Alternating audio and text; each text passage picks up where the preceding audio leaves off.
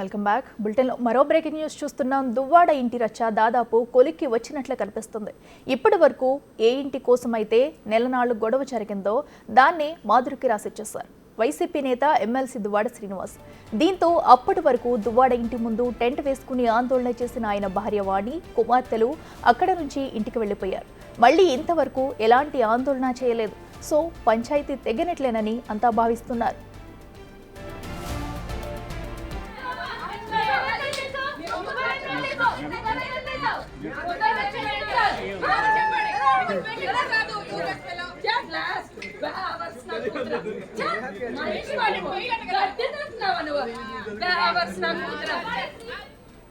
దువ్వాడ శ్రీను తన అప్పును తీర్చే పరిస్థితిలో లేకపోవడంతో ఇంటిని రాసిచ్చేశారని మాధురి అన్నారు. ప్రస్తుతం దువ్వాడ శ్రీను తాను లివ్-ఇన్ రిలేషన్లో ఉన్నామని, త్వరలో ఒకటవ్వబోతున్నామని చెప్పారు.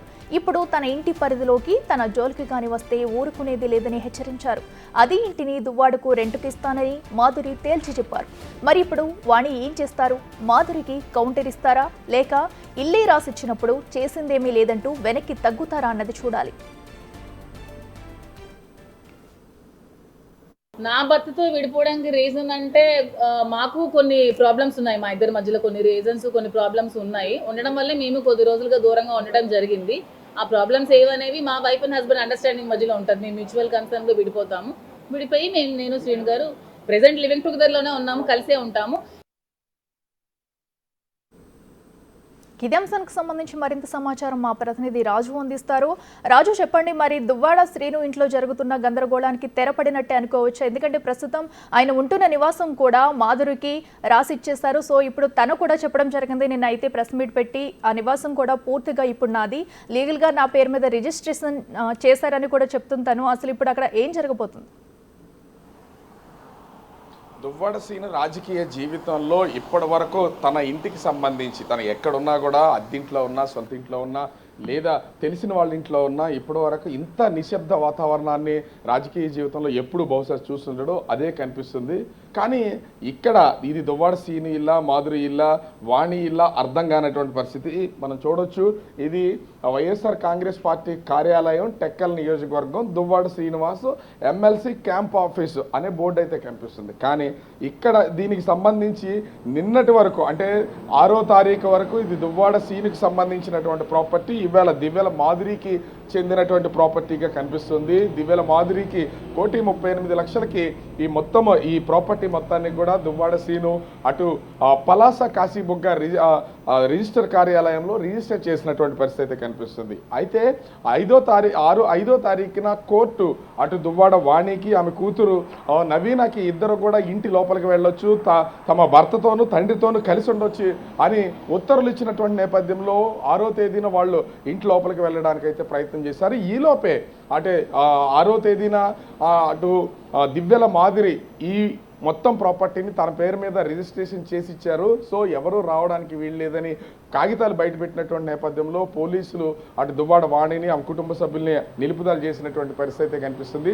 ఆ తర్వాత దాదాపు అర్ధరాత్రి 2:30 సమయంలో దువ్వాడ వాణి, ఆమె కుటుంబ సభ్యులు అయితే ఈ ఇంటి నుంచి బయటకైతే వెళ్ళిపోయారు. అప్పటి నుంచి నిన్న కానీ ఈ రోజు కానీ ఎవ్వరూ ఇటువైపు రాలేదు. దాదాపుగా 30 రోజుల పాటు ఇదే ఇంటి ముందు ఆందోళన చేస్తూ ఇంటి లోపల వీళ్ళందరూ కూడా నిత్యం హడావుడిగా కనిపించినటువంటి ఇంటి వాతావరణం ఇప్పుడైతే పూర్తిగా నిశ్శబ్దంగా మారిపోయింది. ఇంటి లోపల దువ్వాడ శ్రీను కూడా లేకుండా పోయినటువంటి పరిస్థితి ఉంది. దువ్వాడ శ్రీను ప్రస్తుతం అయితే తను వేరే చోట ఉన్నాడని తెలుస్తుంది. అదేవిధంగా దివ్యల మాదిరి మాత్రమే ప్రస్తుతం ఇంటిలో ఉన్నారు. దువ్వాడ శ్రీను, దివ్యల మాదిరికి సంబంధించినటువంటి కొంతమంది అనుచర వర్గం అయితే ఇంటి లోపల ఉన్నారు.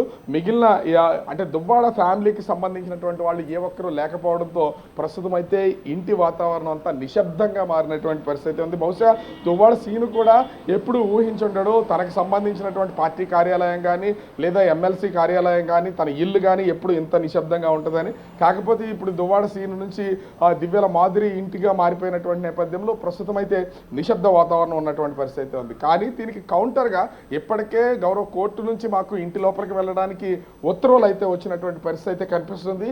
కానీ అటు మేము ఇంటి లోపలికి వెళ్ళడానికి దివ్యల మాదిరి అంగీకరించకపోవడం, తన పేరు మీద ఇంటిని రిజిస్టర్ చేసినటువంటి పరిస్థితి కనిపిస్తున్నటువంటి నేపథ్యంలో మేము ఇంటి నుంచి బయటకు వచ్చేసాం. దీనికి కౌంటర్గా కోర్టులో ఇప్పుడైతే కేసు ఫైల్ చేస్తున్నాం. ఖచ్చితంగా దీనికి సంబంధించి మా సంతకాలు లేకుండా భారీగాను లేదా కూతుళ్ళు గాను వాళ్ళు ఎవరు సంతకాలు లేకుండా ఏ విధంగా రిజిస్ట్రేషన్ ప్రాసెస్ అనేది అవుతుంది, దీని కౌంటర్ మేము ఖచ్చితంగా కోర్టులో తీర్చుకుంటామని ఈరోజు దువ్వాడ వాణి కోర్టుకు వెళ్తున్నటువంటి పరిస్థితి ఉంది. అదేవిధంగా దివ్యల మాదిరి కూడా తన ప్రాపర్టీని బలవంతంగా లాక్కునే ప్రయత్నం అయితే చేస్తున్నారు. ఇది నాకు రాసిచ్చినటువంటిది. దువ్వాడ సీను తనకి సంబంధించినటువంటి తన స్వార్జితంతో కట్టుకున్నటువంటి ఇంటిని తను ఎవరి సంతకాలు లేకుండా రాసిచ్చే అధికారం ఉంది. తను నాకు రాసిచ్చాడు. మేము భవిష్యత్తులో ఇదే ఇంటిని నేను తన పార్టీ కార్యాలయానికి ఎమ్మెల్సీ కార్యాలయానికి రెంట్కి ఇస్తాను. అదేవిధంగా నేను దువ్వాడ సీను త్వరలో ఇక్కడే కలిసి ఉండబోతున్నామని దివ్యల మాదిరి చెప్పినటువంటి పరిస్థితి అయితే ఉంది. ఇందుని ఎవరు కూడా ఆ ఇంటి వైపు రాకుండా ఆ ఇబ్బందులు కలిగించకుండా నాకు హాని ఉంది, నాకు ప్రాణరక్షణ కల్పించడంతో పాటుగా ఇంటికి సంబంధించి దువ్వాడ వాణి కానీ కుటుంబ సభ్యులు కానీ కూతురు కానీ ఎవరో రాకుండా ఉండేలాగా ఆ కోర్టుకు వెళ్తున్నటువంటి పరిస్థితి అయితే ఉంది. ఈరోజు సోంపేట కోర్టులో వీళ్ళు ఒక కేసు వేసి అక్కడ నుంచి ఆ కేసు శ్రీకాకుళానికి మారుస్తున్నటువంటి పరిస్థితి అయితే ఉంది. ఆ మొత్తం ఆపరేటింగ్ అంతా ప్రస్తుతం అయితే దువ్వాడ సీను ఇంటికి అంటే టెక్కల్లో లేకుండా ఇంటి బయట ఉండి ఈ మొత్తం అంతా కూడా నడిపిస్తున్నటువంటి పరిస్థితి కనిపిస్తుంది. ప్రస్తుతం దువ్వాడ సీను భువనేశ్వర్లో ఉండి అక్కడి నుంచి టోటల్గా ఆపరేట్ చేస్తున్నటువంటి పరిస్థితి ఉంది. మరి దువ్వాడ వాణి దీనికి సంబంధించి ఏ విధంగా వెళ్తుంది, మాధురి ఏ విధంగా దీన్ని కౌంటర్ చేస్తుంది అనేది మాత్రం వేచి చూడాల్సినటువంటి పరిస్థితి కనిపిస్తుంది. Akhila. Right Raju, thank you.